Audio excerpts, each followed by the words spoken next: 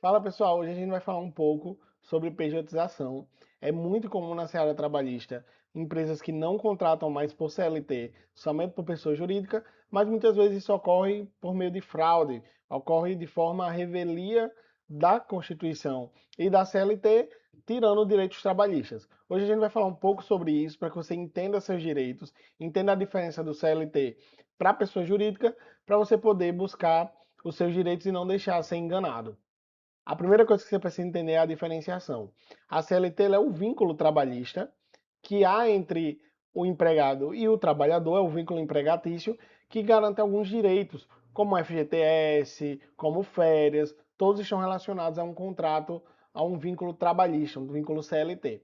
A pessoa jurídica é uma prestação de serviços, é um trabalho em que há uma prestação de serviço entre duas empresas que são autônomas, é um serviço autônomo, uma prestação de serviço autônomo em que não há esses direitos trabalhistas garantidos, como férias, 13º, FGTS, entre outros. A contratação por pessoa jurídica, ela é uma contratação que exige alguns requisitos por lei. Ela é uma contratação em que há uma contratação por pessoa jurídica, ou seja, não é uma pessoa física que está sendo contratada.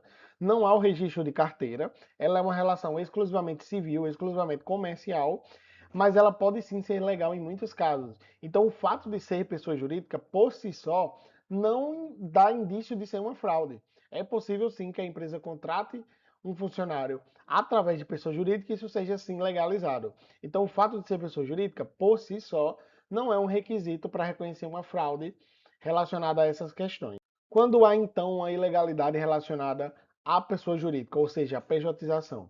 Há quando a pessoa jurídica ela é usada para mascarar uma relação de emprego. O trabalhador, ele na verdade atua como um funcionário comum.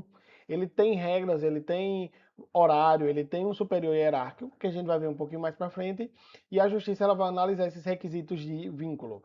Caso haja essa mesma relação jurídica que há num funcionário comum, é um grande indício de ilegalidade e uma possível fraude trabalhista. A doutrina e a jurisprudência elas vão trazer alguns requisitos para que se reconheça o vínculo, ou seja, para que se reconheça que a pejotização ela foi uma fraude e que na verdade aquele funcionário ele estava trabalhando dentro dos direitos trabalhistas comuns. O primeiro desses requisitos é a subordinação, ou seja, há um recebimento de ordens, há um controle por parte da empresa da forma como trabalha, um controle de jornada, há uma fiscalização constante, há uma dependência hierárquica, ou seja, existe um patrão, existe um chefe que determina a forma como deve ser trabalhada, os horários, que há fiscalização. Quando há esse requisito, quando há este indício, é um grande indício de que há uma fraude na pejotização. O outro requisito é a pessoalidade, ou seja, o trabalho é feito pelaquela própria pessoa. Ela não há uma possibilidade de se fazer substituir.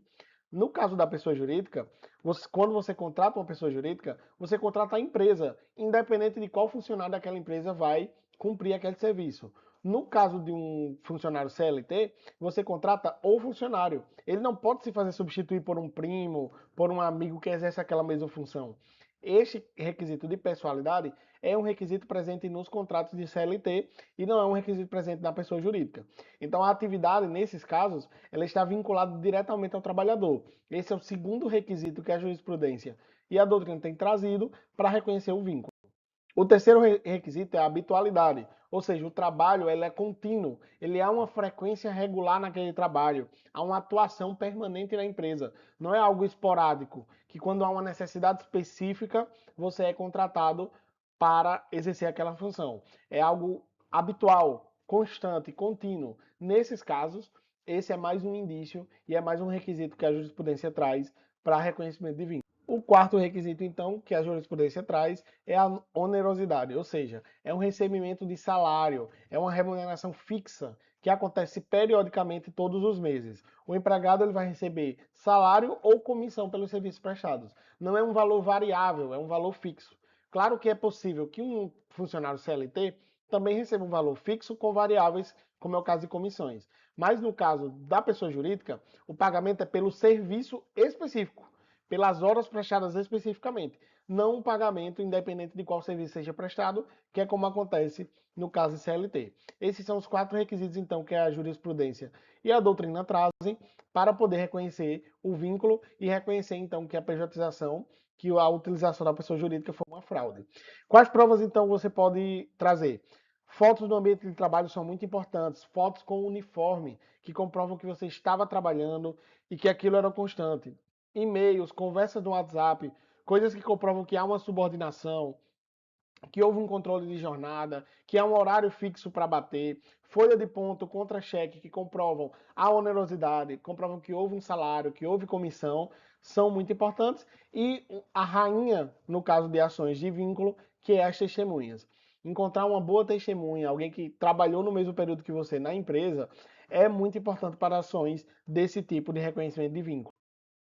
Os direitos, então, que são reconhecidos, caso seja reconhecido o vínculo, são os direitos comuns de todo trabalhador. Então, FGTS, férias, 13º, hora extra, aviso prévio, verbas rescisórias, a depender de cada caso, inclusive a depender do regime em que foi demitido. Por fim, eu quero frisar que cada situação ela deve ser analisada individualmente. Por isso a importância de você contratar um advogado especialista. Ele vai analisar o seu caso, ver se os requisitos estão preenchidos, ver cada situação específica para entender qual a melhor ação no seu caso. Então entenda, nem sempre a utilização da pessoa jurídica é ilegal. Por isso a necessidade de analisar cada caso individualmente, já que existem PJs que são sim legítimos. Por isso, em caso de dúvida, deixe aqui nos comentários, a gente vai estar respondendo, ou procure um advogado especialista para ajudar no seu caso e defender os seus direitos.